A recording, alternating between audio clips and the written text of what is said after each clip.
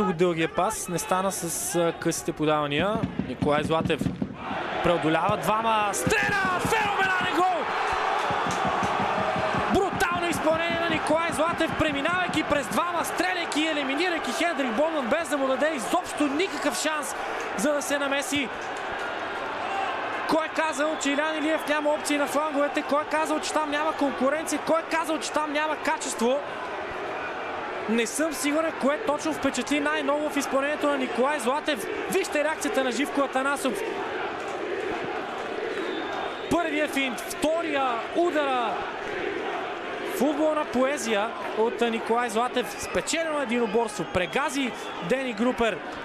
Прецизен удар с външен фаут. Който играва в футбол, знае колко е трудно това изпълнение. Който е гледал футбол, знае колко е красиво. Николай Златев.